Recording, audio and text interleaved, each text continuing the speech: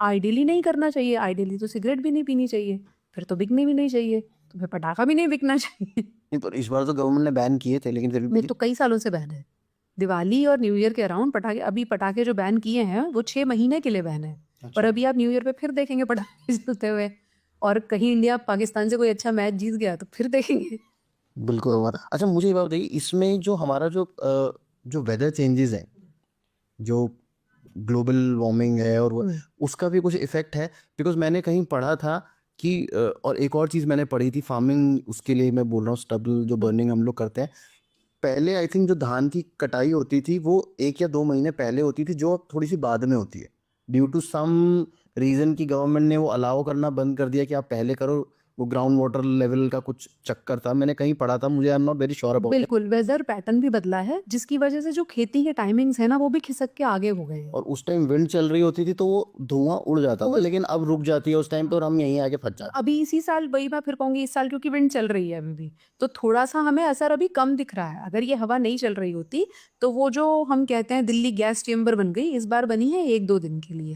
वो कई बार बनती थी हफ्ते हफ्ते के लिए, और पूरे हफ्ते आपको दिखता था कि सूरज नजर नहीं आ रहा। आज तो आसमान में सूरज नजर आ रहा है, और कभी कभी आप अभी भी, आज भी, कल दिल्ली का AQI कम था, परसों भी कम था, तो ब्लू स्काई दिख रहा था थोड़ा थोड़ा।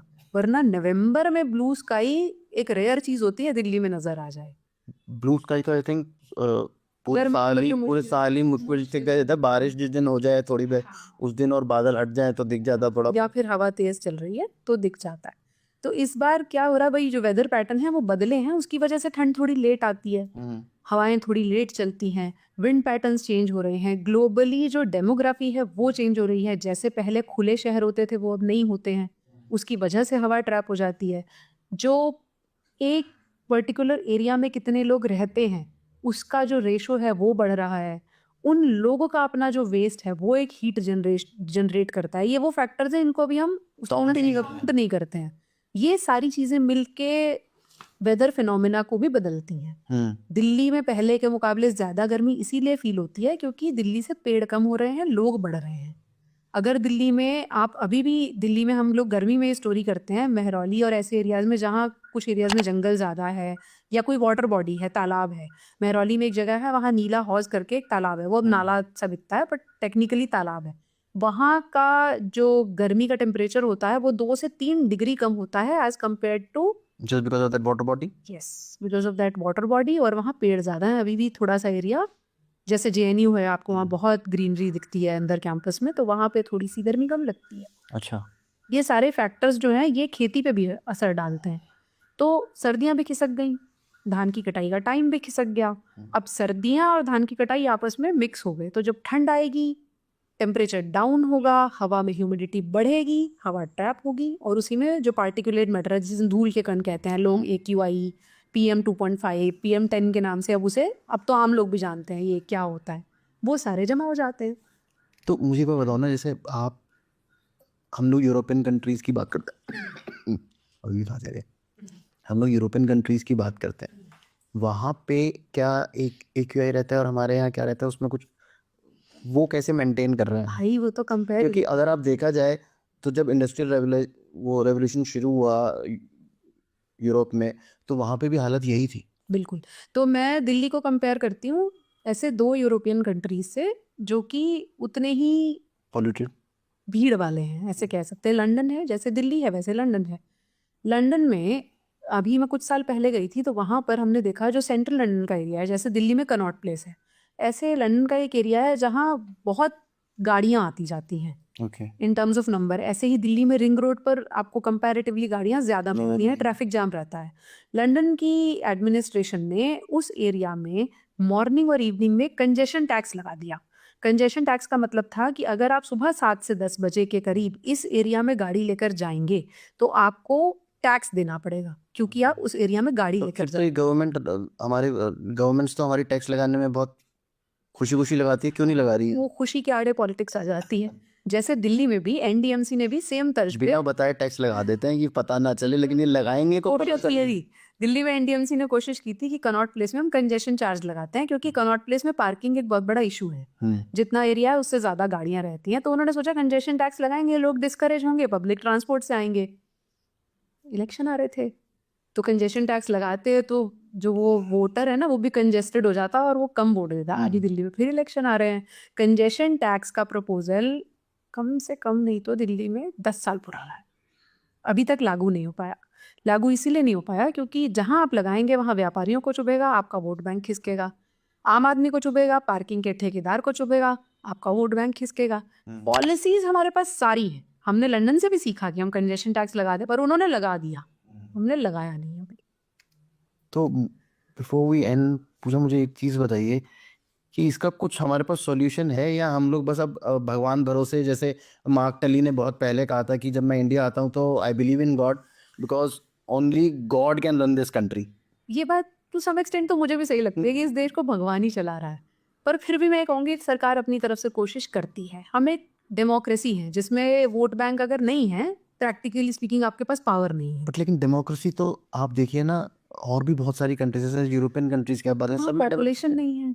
मैं क्या कह रही हूँ, तीसरा सबसे पॉपुलेशन वाला देश कौन सा है? अमेरिका। पहले भारत 150 करोड़, चाइना 145 करोड़, अमेरिका 34 करोड़। तीसरे नंबर पे जितने लोग हैं उतने तो हमारे 2 शहरों के मिला के हो जाएंगे। लाजपत नगर की पॉपुलेशन होती, और कई बार तो लाजपत नगर की मार्केट में इतने लोग घूम रहे होते। 34 करोड़ तो नहीं होंगे, दिल्ली की शायद रमती 10 करोड़ कुछ पर। यूरोपियन कंट्रीज ऐसी होंगी जो लाजपत नगर की मार्केट से भी छोटी होंगी। तो ऐसा माना जाता है कि इंडिया की पॉपुलेशन में 80-90 देश समा सकते हैं। बिल्कुल। तो आप लगा लीजिए कि तो हमारी चैलेंजेस हैं, हम 150 करोड़ को साथ लेके चल रहे हैं, तो पूरी तरह से सरकार को ब्लेम नहीं कर सकते। हमारी आबादी इतनी ज़्यादा है कि हम जो एफर्ट्स करते हैं ना वो ऊँट के मुंह में जीरा बन जाते हैं। और हमारी पॉलिटिक्स भी ऐसी है क्योंकि हम लोग बहुत ज़्यादा डिवाइडेड हैं कास्ट में, रिलीजन में, तो मतलब गवर्नमेंट सबको खुश करने के चक्कर में सबको नाखुश कर देती है। अरे भी देखिए कि हमारी जनता भी ऐसी है। वो किसान आंदोलन तो हुआ, सड़क जाम हुई, ठीक है, उसके बाद हमने कौन सा बड़ा आंदोलन देखा? शाहीन बाग में एक आंदोलन हुआ सीए के खिलाफ, 2 साल तक उसका इफेक्ट देखा हमने। पोल्यूशन के लिए कब सड़क जाम हुई? हम आप अभी बात कर रहे हैं कि हम मर रहे हैं, हमें सांस नहीं आ रही, हमारे बच्चों पे खतरा है, लेकिन किसी ने पोल्यूशन के खिलाफ न नारे लगाए, ना सड़क जाम की, ना दफ्तर से आमरण अनशन करके बैठ गए कि हम तब तक नहीं आएंगे जब तक दिल्ली की हवा साफ नहीं होगी। दिल्ली की अपनी सरकार इतने धरने प्रदर्शन करती है, उन्होंने कभी प्रदूषण के लिए धरना नहीं दिया। वो बेचारे धरना देने के चक्कर में जेल तक चले गए।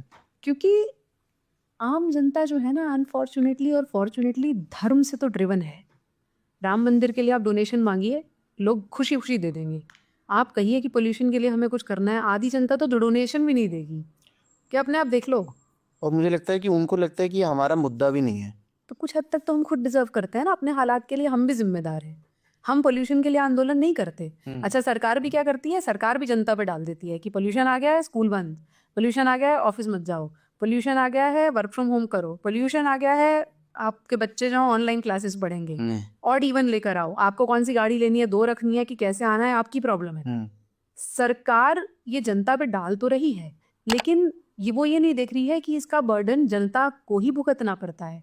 काम है पोल्यूशन कम करना, उसके लिए ये मेजर्स काम करेंगे। मैं ये नहीं कहती कि पूरी तरह से नहीं करेंगे, लेकिन 10% करेंगे, 90% तो लॉन्ग टर्म मेजर्स काम करेंगे जिनकी स्पीड बहुत स्लो है। हम 10 साल से पोल्यूशन झेल रहे हैं। ग्रीन फ्यूल चेंज करना, मिलाना, इलेक्ट्रिक कार्स पे सब्सिडी इतनी देना कि लोग उसको अफोर्ड कर सकें। दूसरा, इतने इलेक्ट्रिक चार्जिंग स्टेशंस देना, लोगों को ये कॉन्फिडेंस देना कि आपको 24 आवर बिजली मिलेगी अगर आपके पास इलेक्ट्रिक गाड़ी है। ये भी बड़ी पता चला लाइट नहीं आई। अब मैं जिस अपार्टमेंट में रहती हूँ वहां तो एक ईवी चार्जिंग स्टेशन है, मुझे नहीं पता दिल्ली में कितने। अब जीके में तो पार्किंग एक प्रॉब्लम है, लोगों के पास गाड़ी खड़ी करने की जगह नहीं है, तो ईवी स्टेशन कहाँ से आएगा? फिर वो ईवी स्टेशन कई घंटे में चार्ज करता है गाड़ी को, उतने घंटे वो आदमी स्टक है। अभी तो क्या है, गए पेट्रोल भरा है, आगे बढ़ गए।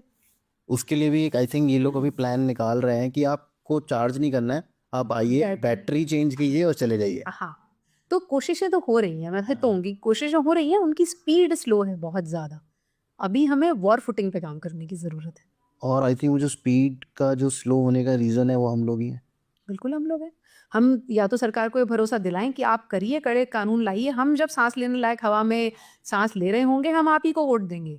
इस बात की कोई गारंटी नहीं है, इसीलिए हम देखते हैं कि वोट पाने के तरीके दूसरे हैं। ये तो हमने देखा ही है कि जब भी सरकारें कोई ऐसा कड़ा नियम लाती हैं, सबसे पहले जनता आय आय करती है। सबसे पहले जनता है। ईवी ले आए हैं, हम कहाँ लगाएंगे? चार्जिंग स्टेशन नहीं है, गाड़ी इतनी महंगी है, सब्सिडी बहुत कम है, हमारी तो पुरानी गाड़ी ठीक है। जैसे मुझे याद है रेड लाइट जंप करने पे या रैश ड्राइविंग पे 10,000 रुपए का सरकार ने कुछ फाइन लगाया था कि हम 10,000 रुपए आपको वो लगी।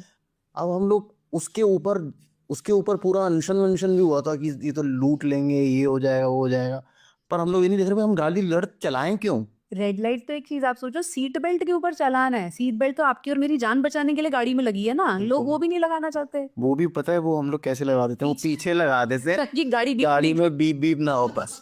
सोचिए, तो हमें ये नहीं पता कि ये सब हमारी सेफ्टी के लिए हो रहा है, हम वो नहीं कर रहे। हम सोच रहे हैं 100-200 रुपए देके कर लेंगे सेटिंग, या फिर कहाँ है हमें दिख गया ना कैमरा है तो स्पीड रोक लो। ओवर स्पीडिंग हमें मारेगी, सीट बेल्ट नहीं लगाएंगे हमें नुकसान होगा, रेड लाइट जंप करेंगे ट्रैफिक एक्सीडेंट का खतरा हमें है। हेलमेट लोग उसको कैसे लगाते हैं सोचिए, और हेलमेट भी कौन सा यहाँ लगा के एल्बो बचाने के लिए लगा के घूम रहे होते हैं। तो मुझे लगता है कि आने वाले 30-40 साल में तो हम लोग आई थिंक उतने पढ़ जाएंगे या उतने एजुकेट हो जाएंगे कि हम लोग एज पब्लिक ऐसी गवर्नमेंट्स चुने जो ऐसे हार्ड स्टेप्स ले। You said it rightly. Problem education की भी है, लोग उतने अवेयर नहीं हैं, उतने एजुकेटेड नहीं हैं कि ये पॉलिसीज हमारे लिए हैं। सरकार उससे चालान से कमाई तो तब कर रही है ना क्योंकि हम उसका पालन नहीं कर रहे। बिल्कुल, अगर हम उनका पालन करेंगे हमारी ही सेफ्टी बढ़ेगी, सरकार को कमाई करने का मौका नहीं मिलेगा। सबसे बड़ी प्रॉब्लम गरीबी भी तो है ना पूजा की। हम लोग इतने ज्यादा फंसे हुए हैं, रोजमर्रा की जिंदगी निकल जाए हमारी, रोज हमें खाना मिल जाए, बस उसी में जनता फंसी हुई है। जब तक सरकारें उनको फ्री का खाना देती रहेंगी, आई डोंट थिंक पोल्यूशन और एनीथिंग एल्स जो कि हमें डायरेक्ट असर डाल रहा है विल बी अ फैक्टर बिल्कुल। इलेक्शन जीतने या हारने का। अब आप सोचिए सरकारें मजबूरी में फ्री वीज दे रही हैं। एक स्टेट से शुरू हुआ था मामला, दिल्ली से, ठीक, अब वो हर स्टेट में चला गया। अब तो सेंटर कह रही है हम भी देंगे। महाराष्ट्र में आपने देखा था अभी जो वो चल रहा था, एक ने 2,000 बोले, दूसरे ने 2,500 बोले, एक ने 3,000, हम 3,000 देंगे। मुझे समझ नहीं आ रहा आएगा कहाँ से, तुम कहाँ से लाओगे पैसा देने के लिए। एज एन इंडिविजुअल ये हमें सोचना चाहिए कि हमारे ही टैक्स का पैसा हम ही इनको पागल बनाने के लिए इस्तेमाल हो रहा है। बिल्कुल, लेकिन हम ऐसा सोचते नहीं है। तो on this very depressing note कि हमने बातें तो बहुत करी लेकिन हमारे पास सॉल्यूशन कोई नहीं है इस चीज़ के लिए। सोल्यूशन है थोड़ा सा लोग अवेयर हो जाएं और थोड़ा सा सरकार स्पीड अप करे चीज़ों को, और मास्क पहने, वरना दिल्ली छोड़ के पहाड़ पे जाएं। मुझे लगता है कि जैसे कोरोना के टाइम पे 2 महीने दिल्ली बंद हुई थी, हर साल 2 महीने दिल्ली को बंद कर देना चाहिए। दिल्ली बंद हुई थी कोरोना के 2 साल में, दिल्ली में नहीं ग्लोबल देश में 3.5 लाख मौतें हुई थी। आपने जो पोल्यूशन से मौतों का आंकड़ा बताया वो उससे कहीं ज़्यादा है। आप सोचिए कोरोना की वजह से लॉकडाउन लग गया, ट्रेन्स रुक गई, लोग घरों में बंद हो गए, 3.5 लाख मौतों के लिए। वो नंबर भी अनफॉर्चुनेटली बहुत ज़्यादा था, लेकिन पोल्यूशन से तो हम डेली कितने मर रहे हैं हमें पता नहीं है, पर पोल्यूशन लॉकडाउन नहीं लगने वाला। क्योंकि हम लोग ये सोचते ही नहीं है कि जो हम लोग हमेशा खांसते रहते हैं इसका एक रीज़न ये है। हम लोग बचपन से हम लोग को ये बताया यार थोड़ा वेदर चेंज हो रहा है इस वजह से वो मौसम बदल रहा है, लेकिन हर वक्त खराश क्यों रह रही है। बिल्कुल, तो होपफुली हमारे देश का मौसम बदले, हाँ, और हम लोग भी खुली हवा में और अच्छी हवा में सांस लेने जाए। लोगों को ये समझना ज़रूरी है कि भाई जो सांस है, जो प्योर हवा है, वो आपका बर्थ राइट है। वो एक ह्यूमन का सबसे बड़ा राइट है कि यार मुझे एटलीस्ट मुझे खाना ना मिले, मुझे पानी ना मिले, लेकिन एटलीस्ट सांस तो अच्छी मिले। बिल्कुल बिल्कुल ऐसा होना चाहिए। अभी तो हम लोग भी जब स्टोरीज करते थे टीवी में, न्यूज़ में, तो हम हमेशा वो क्लीशे उठा के लगा देते थे, सीने में जलन आंखों में तूफान सा क्यों है, इस शहर में हर शख्स परेशान सा क्यों है। तो लोगों को सोचने की ज़रूरत है कि थोड़ी परेशानी सरकार काम कर रही है, थोड़ी जिम्मेदारी हम भी उठाए। तो at the end of the day सब कुछ वापस से जनता के ऊपर है।